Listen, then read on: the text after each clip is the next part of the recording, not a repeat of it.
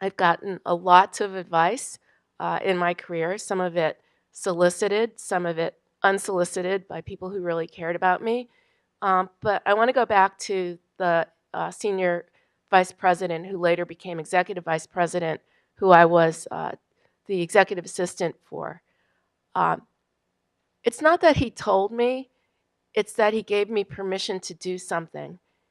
By his example, he gave me permission to be my authentic self as a leader.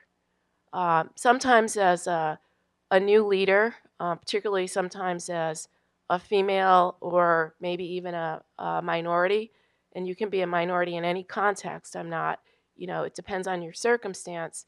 You think that you have to behave a certain way, you have to be a certain way. Um, I'm soft spoken. I hope you guys can all hear me in the back, so raise your hand if I'm not speaking up. I'm female.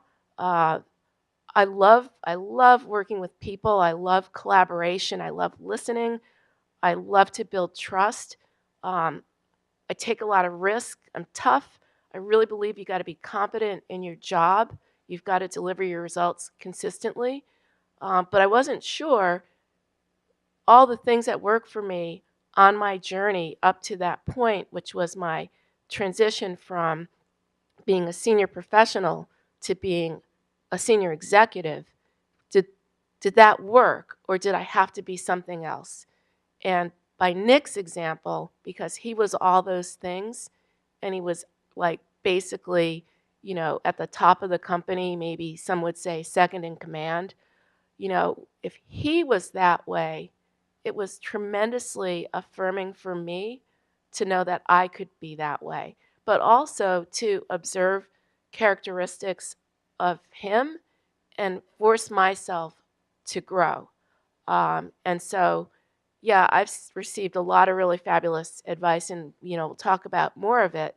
But as I was thinking about today, this whole idea of your journey to be your authentic self as a leader, and some of the challenges that you will face as you learn what is your authentic self, how does it play in the environment that you work in, and how can you make that bridge and be strong, successful, and competent, uh, was important for me to have a role model, a male role model, who showed me that that was really something I could strive for and something that I could be.